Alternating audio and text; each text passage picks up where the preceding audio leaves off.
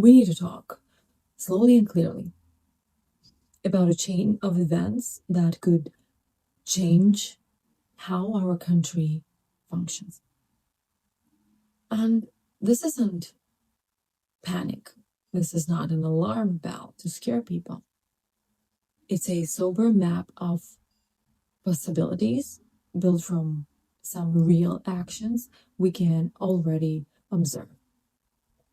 So, over the last few days, the federal government has ordered hundreds of National Guard troops from Texas to be sent to states like Illinois and Oregon, a move that some governors and some local leaders are calling a power grab.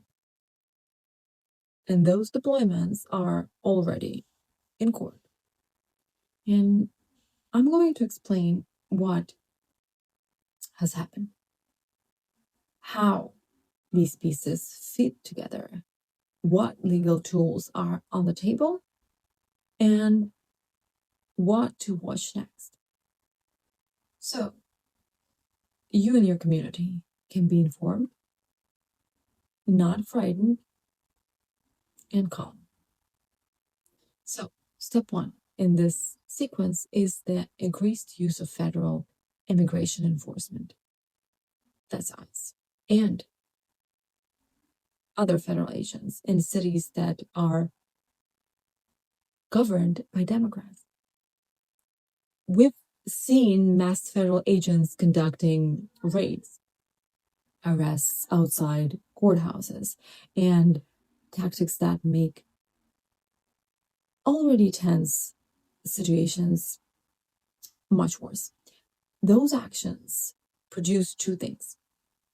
They make people angry, and they create chaotic street situations. That chaos becomes the public justification for sending in even more force. That's the basic dynamic we need to understand. Provoke, then justify the response. That's what it is. Provoke, justify the response. Protest, pretext. Next, the National Guard.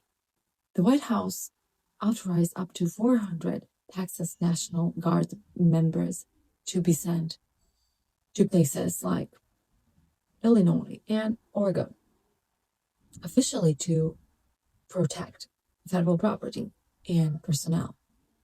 That's unusual. Moving state guard units across state lines and federalizing them without the receiving state's consent it's legally and politically explosive. Courts are already weighing in. A judge in Oregon temporarily blocked some deployments there. In Illinois, a judge declined to immediately stop the move. Well, those mixed rulings mean we're watching a legal tug of war in real time. Words matter.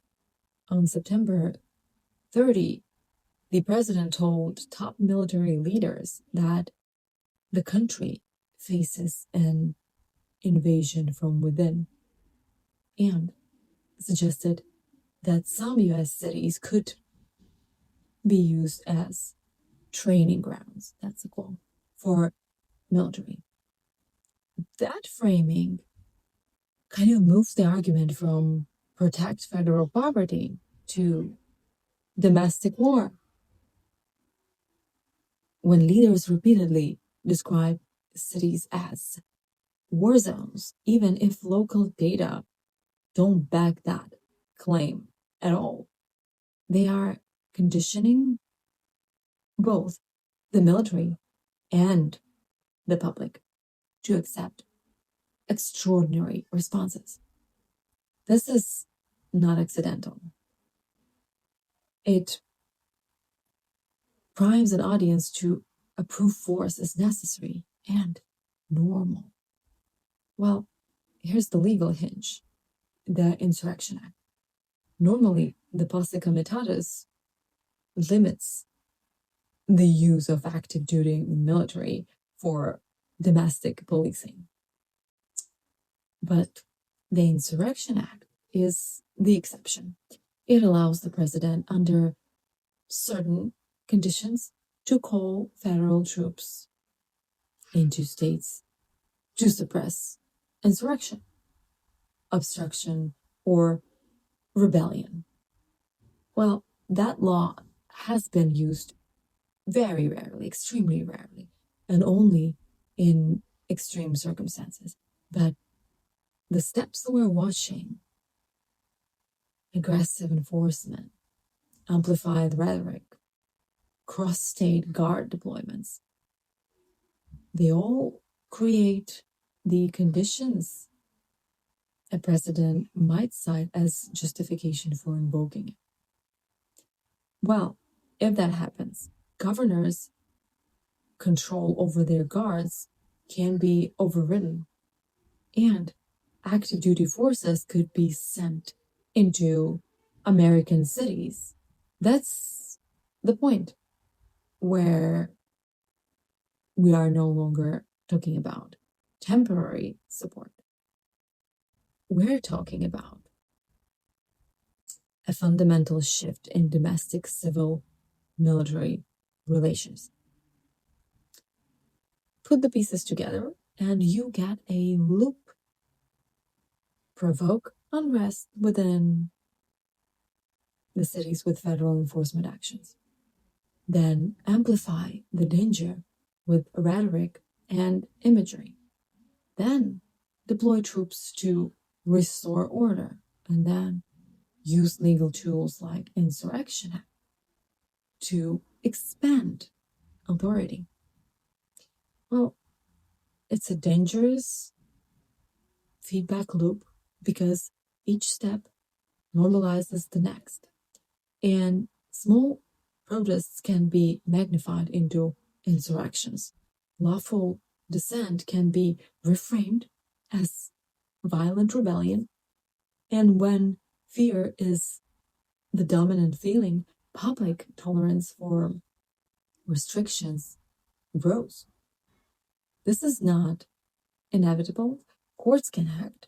Local institutions, mayors, governors, courts, and military leaders can refuse unlawful orders. But the strategy is plausible, and the playbook is, well, visible. If you want to follow this responsibly, here's what to watch: court rulings, temporary injunctions, appeals, and final judgments. These determine how far deployments can go. Pentagon statements, whether military leadership is going to start pushing back or complies. State responses: will governors and local law enforcement cooperate?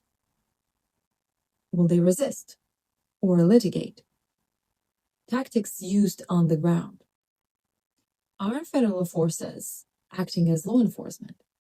Or are they operating like an occupying force? Rhetoric shifts. Are officials moving from protect federal property to suppress insurrection? You can stay informed without going crazy. Follow reputable outlets. Read court rulings when available, and hold leaders accountable to the law. This is the real test of our institutions. Democracies don't always fall with a bang. Sometimes they fracture slowly in legal steps and rhetorical shifts. The thing we can do right now, the practical, powerful thing, is pay attention, demand transparency, and insist that the Constitution be followed and upheld. Well, if you share this, do it responsibly. Encourage people to read the rulings themselves. If you're in a position to act, a lawyer, a state official, a member of the press, use your tools. If you're an ordinary citizen, stay informed, stay peaceful, and make your voice heard through voting and civic participation. We'll keep monitoring this, and I'll put some major court rulings and news links below the video so you can follow. Stay safe.